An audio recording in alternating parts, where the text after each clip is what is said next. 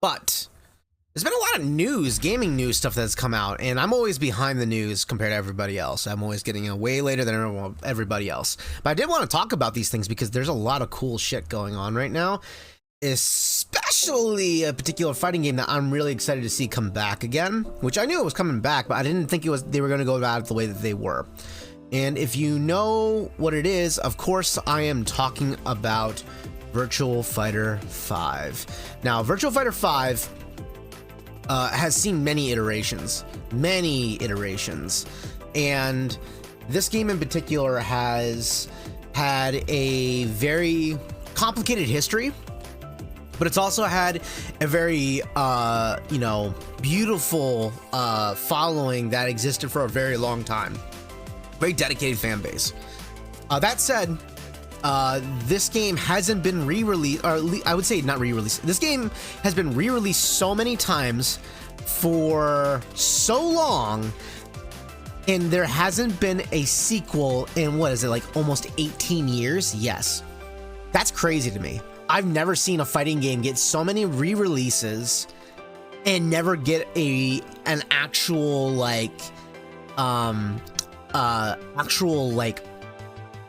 sequel to it after so many re-releases. It's one thing to like sell a collection, but it's a whole nother thing to like rebrand the game entirely and sell it again.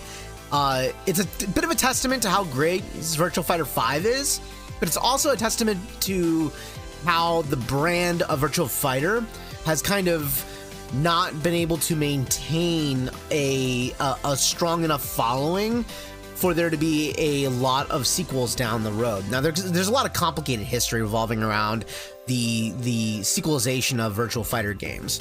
That said, we do know there is a 6th game being in the works, and them announcing the re-release of the 5th game again has definitely not only, quote-unquote confirmed, because we already knew it was confirmed before, but it's definitely clearly a marketing tactic to prime people for their next announcement, which makes me think that at the Game Awards, they're going to be announcing Virtua Fighter 6. At the very least, showing a teaser. That would be my guess. If Sega is smart, that's how I would play it. Now, especially with the announcement of the release happening so soon, I wouldn't be surprised if the actual release date is announced at the Game Awards for the new VF5, as well as a teaser trailer for VF6. That's the best way to go about it. So, let's go ahead and talk about this article that's covering this new version of Virtua Fighter. Let's go ahead and pull it up here. All right. So, Sega brings new Virtua Fighter to Steam. Fucking Steam. It's coming to Steam. Yes, it is coming to Steam, and it's another version of VF5, which we talked about before.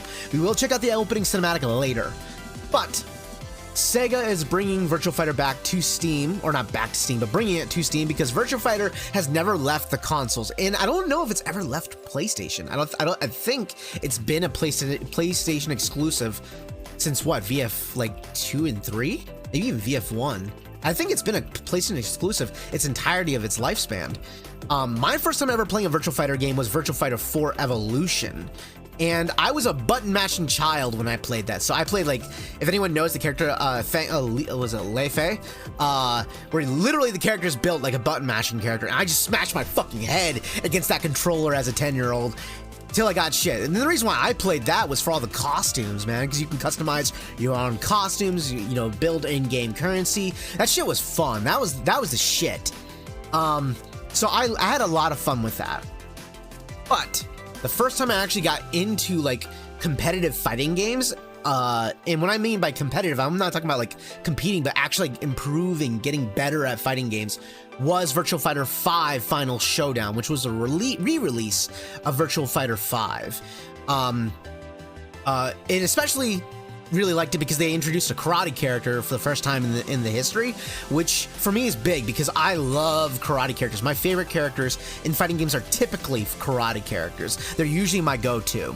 So I was really happy with Jean Kujou's like introduction in the game, and I really liked his design and his approach in martial arts style. His approach to karate was really cool. I really enjoyed it, so it's definitely been a big favorite of mine.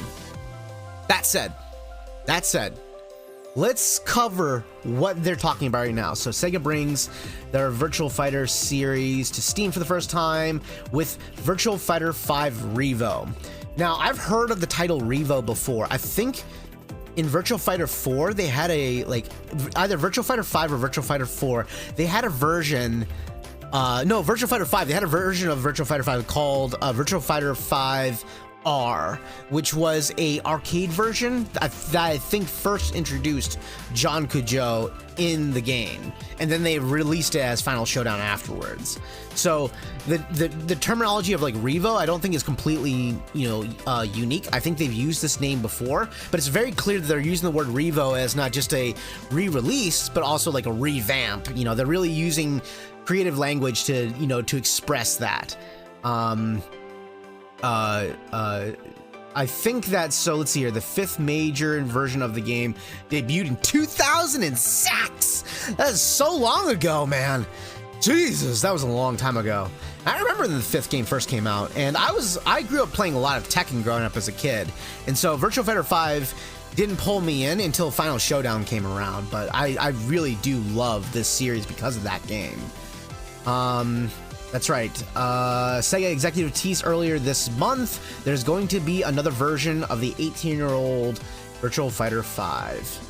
This may not be the Virtua Fighter 6 that we were all hoping for, but Virtua Fighter 5 Revo does appear to have some welcome changes to the game. So they are adding new stuff to the game.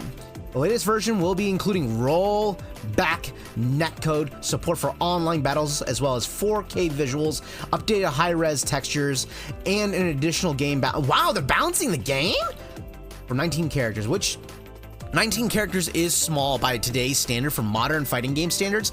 That is small. However, the beautiful thing about Virtua Fighter is the characters, their moveset is massive. Excuse me, it's massive. Granted, it's not as big as Tekken's, but it's still got a large roster. And if they introduce at least like 3 new characters during the next game's entry, they will have a very reasonable, like a pretty good sized roster. For me, the sweet spot is anywhere between like 17 to 25. Anywhere within that range is a good roster. I don't like my roster getting too big because then it gets really hard to know matchups. And learning matchups is a big part of fighting games, and learning matchups is very exhausting. So it can be very, very exhausting. Obviously, the big conversation right now is rollback netcode. Rollback netcode is huge. The biggest I wouldn't say draw, failure is not the right word either. The biggest flaw with Virtua Fighter 5 Final or Ultimate Showdown that released last year, I think it was, or the year before, a little while ago on PlayStation 5, and if I remember correctly, I think it was RGG Studios that did that game. In any case, the biggest problem with it is that they were using delay-based netcode. Now, they were trying to mitigate the latency in the game by using, I think, what was called Google servers, I think at the time, which did help for a while. However, once the player base really diminished, which is typical in fighting games, more often than not, fighting games usually lose about 90 to 95% of its player base. Of its casual player base, they usually move on. That's typical for most video games. But in fighting games, you really feel that effect. And the player base significantly shrinks, which is basically just down to the hardcore players.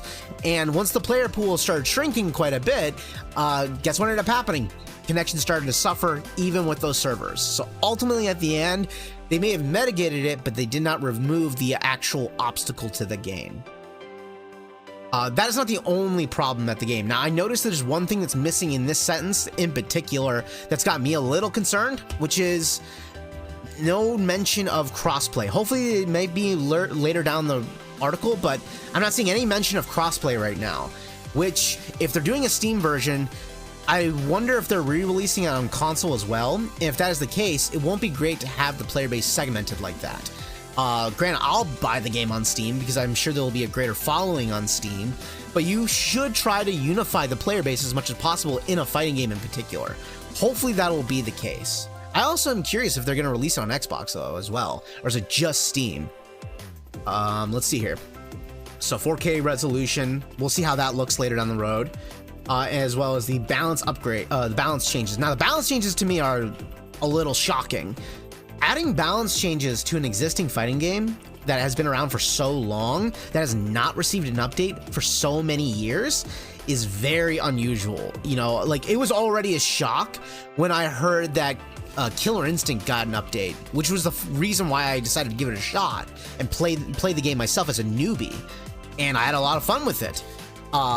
This is awesome that they're doing this, but I have no idea what the hell they're gonna do. The game is not perfectly balanced by any means. It's a very, very reasonably balanced fighting game. There's a lot of characters that are definitely very good, but there are definitely haves and have-nots. There are some characters that are really dominant and some characters that are not so dominant. You still have a reasonable chance at winning, but you are fighting an uphill battle.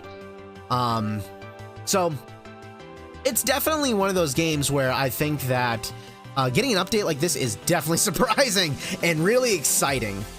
Sega developer RGG Studios, there it is, yep. Folks behind Like a Dragon and Judgment Games promised multiple modes, including ranked, arcade, yeah, okay, so ranked, arcade mode, training mode, versus, plus 16-player tournaments and leagues for online competition. Now, here's one of my biggest gripes with Virtua Fighter 5 Ultimate Showdown. A lot of people don't know this, but the actual custom battles in the game, you can have multiple players playing at the same time. You can have literally 8 people in a lobby, and all 8 people can be playing the game at the exact same time, and they can rotate around, but it's not very intuitive about how it explains that, and hopefully they restructure that experience to make sure that people can like instantly queue into matches as quickly as possible, so you're not waiting in lobbies. One of my biggest annoyances about lobby matches in fighting games is that there is a wait time. It's nice to watch and be a spectator and to have fun and chat with people, but it's also nice to be able to like quickly get in and out of games while you're waiting in these lobbies. So it would be nice if they had multiple games going on at the same time and make it intuitive. They may have had it in Virtua Fighter Ultimate Showdown, but it wasn't intuitive. A lot of people didn't even know it existed, and that always bothered the hell out of me. Let's see here. 16-player tournaments, which are great and all. I don't particularly care for them. You know, competitive players will love that. Tournament players will love that. But that's not the majority of the player base. The majority of the player base that'll be trying out the game won't be trying out tournaments that often. Obviously, if you're going to include tournaments, include income currency into the game. Income currency, like currency that you can earn in the game to incentivize people to participate. Much like how like Street Fighter 6 does its drive tickets and stuff like that. It's one of the best ways to get people to play. So, you know, there's a lot of things. One of the things I'm a little confused about is says it promises multiple modes. I don't like it when they say it promises multiple modes like ranked mode, arcade mode. These are mandatory modes. These are not multiple modes, in my opinion. These are all mandatory modes. You can't say that these are multiple modes. What I expect when I hear multiple modes in fighting, like in video games in general, is not just an arcade mode, not just a survival mode, not just a team battle mode, but also like maybe a story mode or an episode mode or an RPG mode or a quest mode or something fun, something unique, something that's casual appealing, you know, something that's gonna draw in people. One of the best things to bring in players is casual appeal. Now, I get it, they're not going to invest that much time into an old project like this because most of their investments are going to be going towards VF6, but I don't like it when they say this. Promises multiple modes, and then it includes all these things. These are mandatory.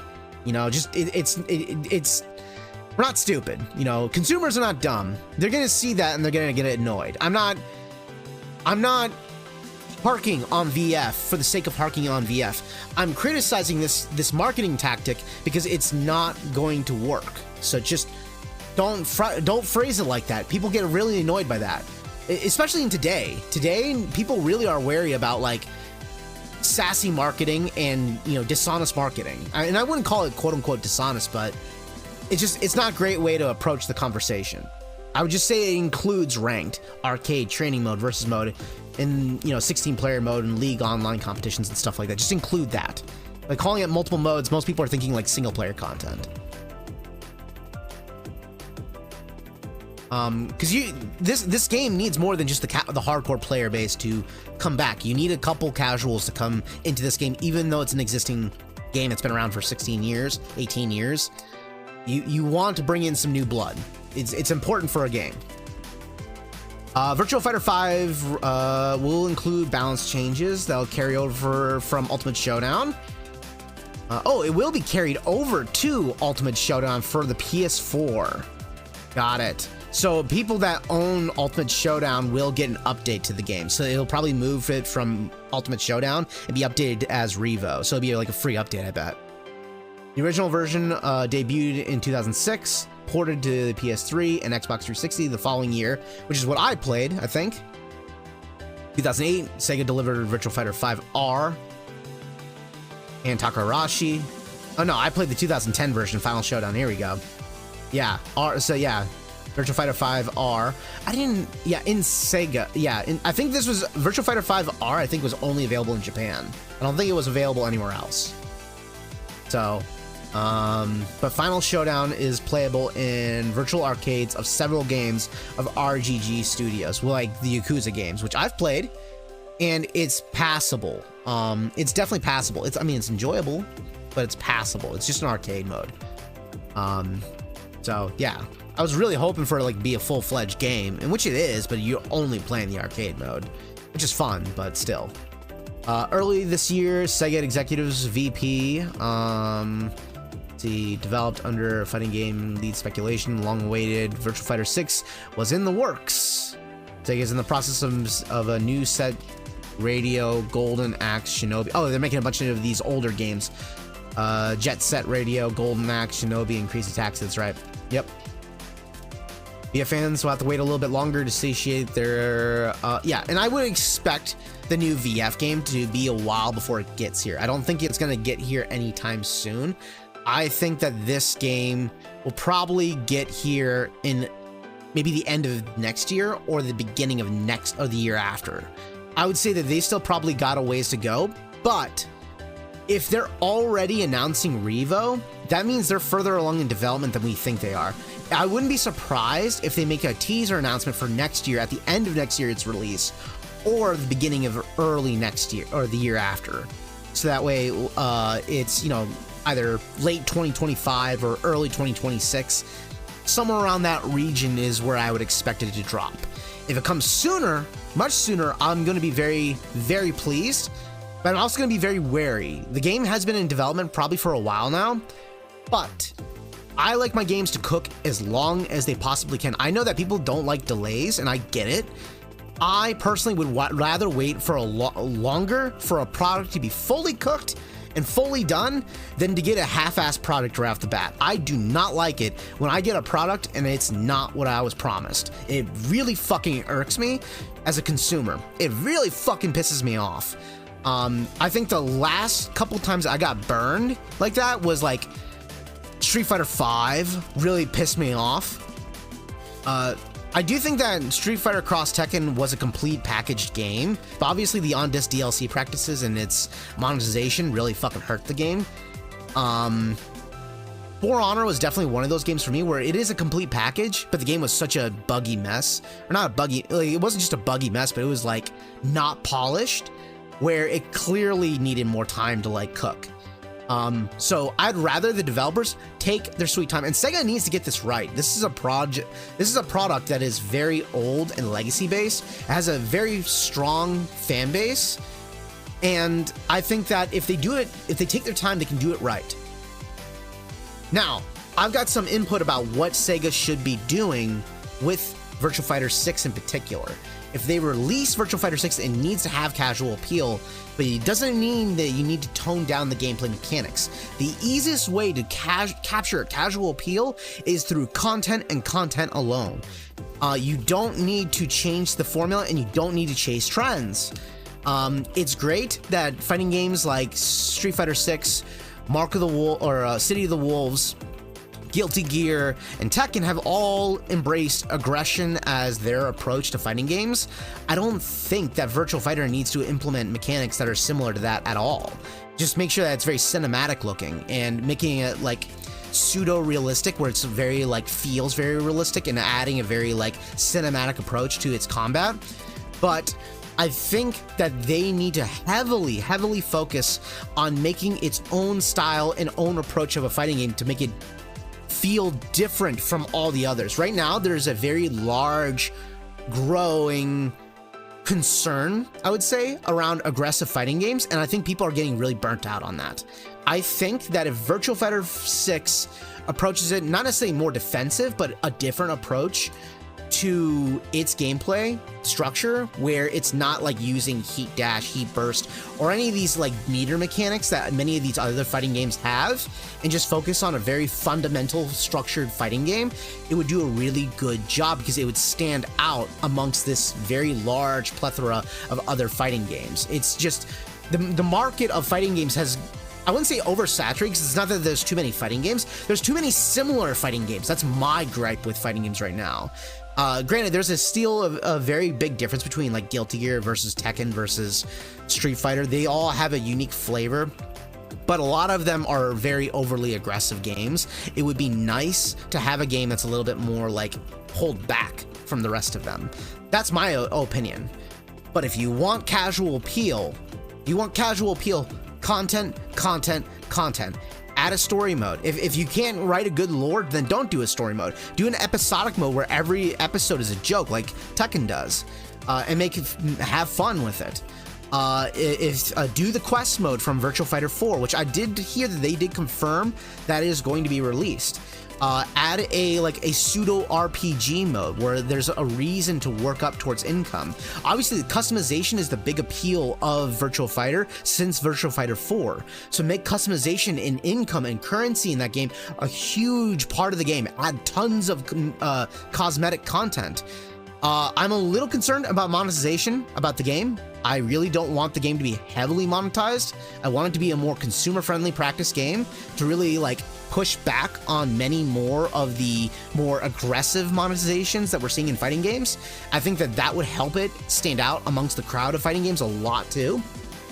But one of the things that I would really push for is jukebox mode. Add a in-game soundtrack system where people can customize their music and customize even the world itself and have fun with it, you know?